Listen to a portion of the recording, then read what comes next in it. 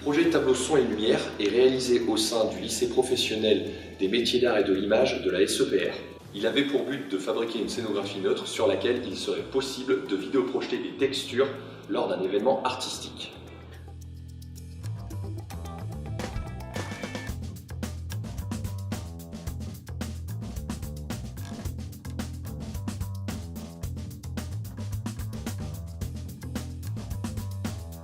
Dans notre cas, ce sont les professeurs documentalistes de l'établissement qui en sont à l'origine. Exactement Mathieu, notre mission première à la médiathèque pour les documentalistes et les professeurs documentalistes, c'est l'ouverture de l'établissement sur son environnement culturel.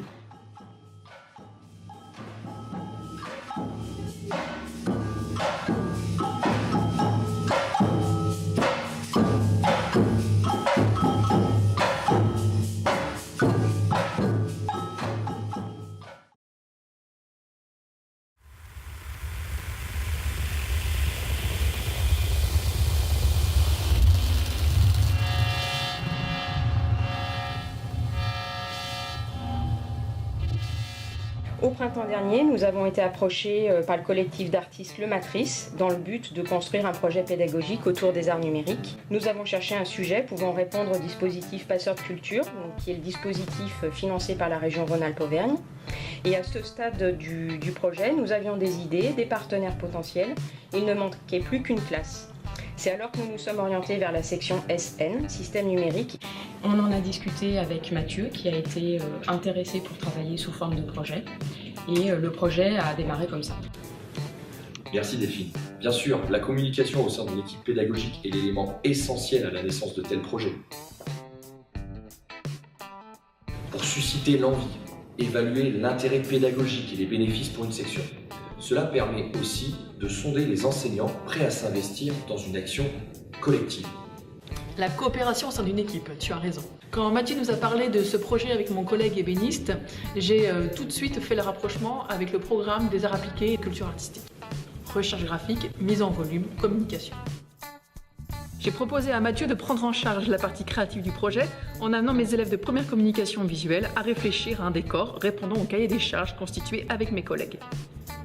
J'ai choisi cette classe car j'ai estimé qu'ils avaient les capacités requises pour élaborer des propositions pertinentes avant les vacances d'automne. Et toi Alexis, tu as quelque chose à ajouter ?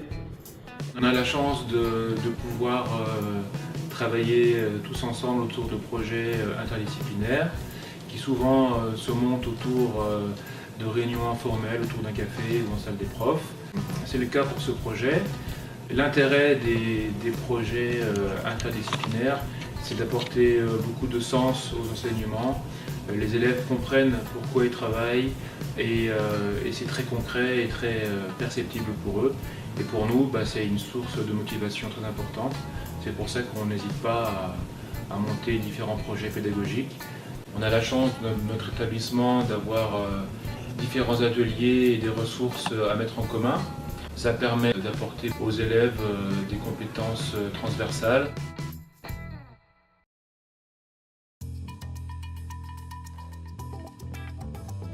Une fois cette étape d'échange d'idées, de propositions faites, vient le temps des réunions d'organisation.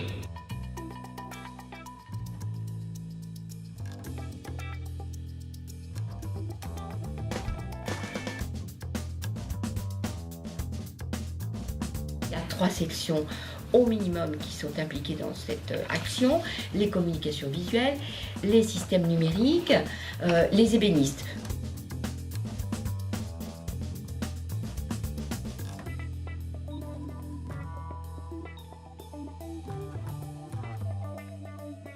Donc bien évidemment, je valide à 100% ce projet et je suis persuadée des bienfaits pédagogiques d'une telle action.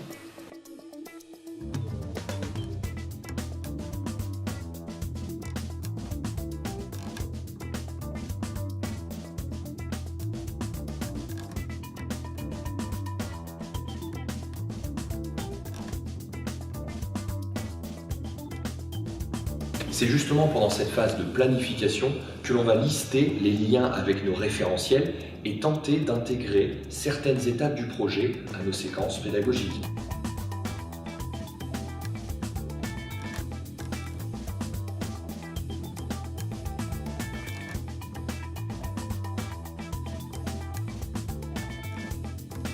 N'hésitez pas à utiliser vos heures d'enseignement général liées à la spécialité.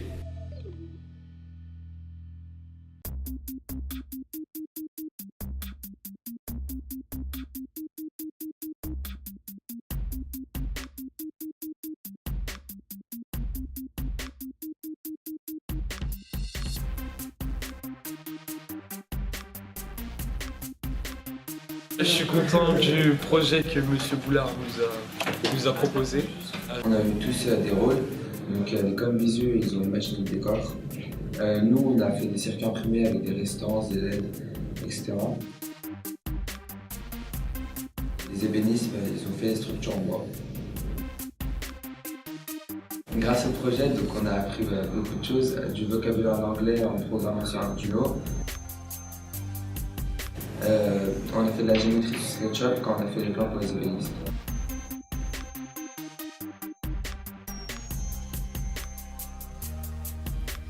La gestion de projet prend quelques heures de notre temps, c'est un fait. Mais c'est un véritable plaisir que de pouvoir s'exprimer et exprimer notre créativité, communiquer avec nos collègues, s'intéresser à leur champ disciplinaire. La bonne collaboration entre enseignants se transmet naturellement aux élèves. Regardez, c'est un plaisir. Je t'explique comme ça.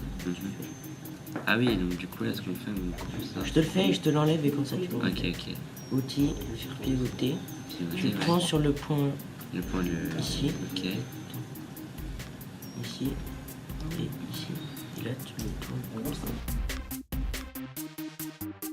Je sais à quel point c'est fondamental de faire travailler les équipes ensemble, que ce soit pour les enseignants, que ce soit pour les élèves. Pour les enseignants, ça crée de la cohésion, ça crée un travail en commun, c'est absolument indispensable. Pour les élèves, ça l'est encore plus indispensable parce qu'on donne du sens aux enseignements. C'est-à-dire qu'on passe à la pratique, on construit, on fabrique, on coordonne, chaque prof parle des compétences qu'il fait acquérir à ses élèves dans son domaine d'activité, et c'est tout ça mis ensemble qui fait qu'on fait de vrais apprentissages.